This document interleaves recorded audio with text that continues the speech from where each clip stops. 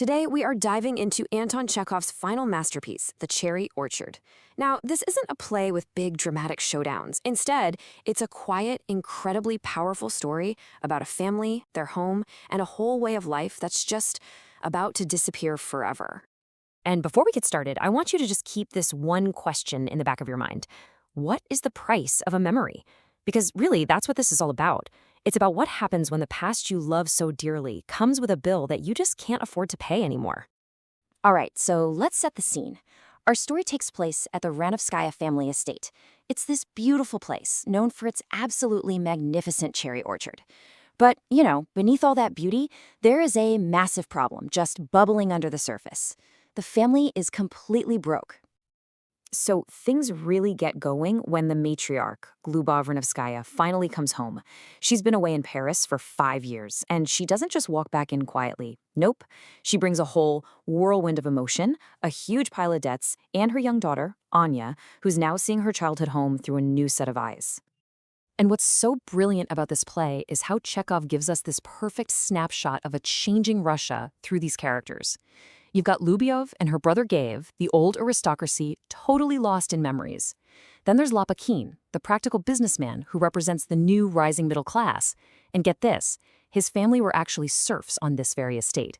And finally, you have the younger generation and Fiers, the old servant who is basically a living ghost from a time before the serfs were freed. So you take all these different people with their completely different ways of seeing the world, and you put them together in one house that's about to fall apart. Well, that right there sets up the main conflict. A solution is offered, but to the family, it's just completely unthinkable. So here's the bottom line. The estate is drowning in debt. In just a couple of months, the whole place, including that iconic cherry orchard, is going to be sold at auction. The clock is absolutely ticking, and they have to do something.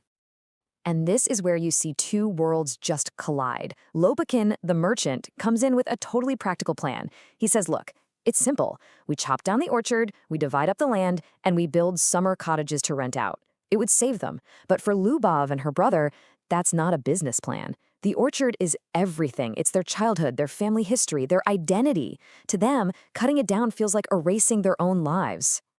Lubov's reaction really says it all, doesn't it? The idea of losing the orchard feels like a death to her. She's not just losing a piece of land.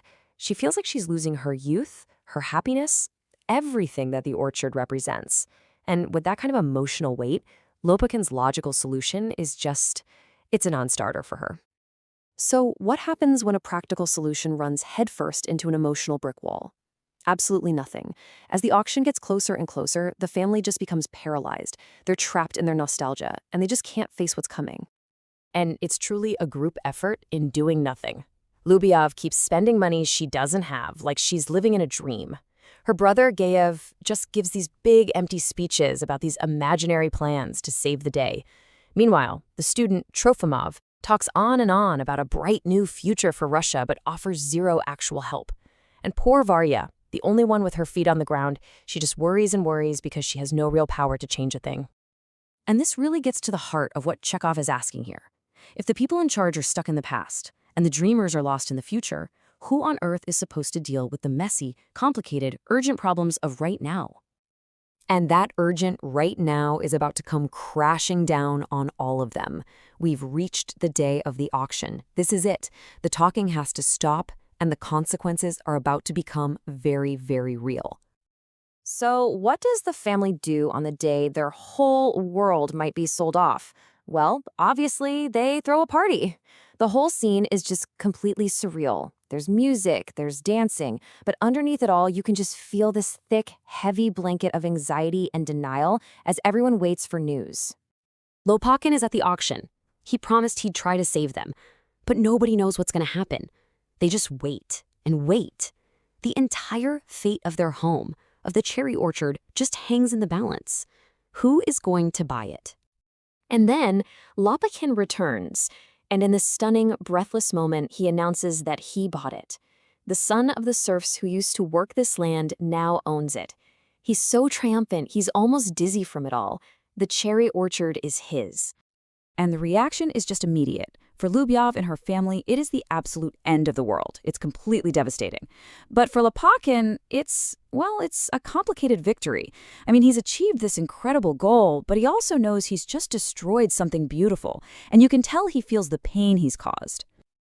And just like that, it's done. The sale is final. The party's over. An entire era has officially ended. And now, in the final act of the play, a brand new, much louder sound is about to take over. The house is emptied out. The family that was so defined by this place now just scatters to the winds. Lyubov goes back to her messy life in Paris. Gayev gets some boring job at a bank. And Anya, full of youthful idealism, looks forward to starting a new life, far away from the orchard. And then we get one of the most heartbreaking moments in all of theater. The old servant, Furs, who has lived his whole life on the estate, is forgotten. They lock him in the empty house by accident. He is the living embodiment of the past, and he's just abandoned, left to fade away. As the family drives away for the last time, a new sound starts to echo across the property. It's the thwack of an axe striking a tree. Yep, Lopakhin is not wasting any time. His plan is already underway. The future is here, and it is loud and completely unsentimental. The play ends on two distinct sounds. First, this mysterious, distant sound like a string snapping somewhere far away, a symbol of something broken for good. And that's followed by the steady, relentless thud of the axe on the cherry trees. The past is gone, the future is being built, and we're all just left right there, in that quiet, sad, and beautiful space in between.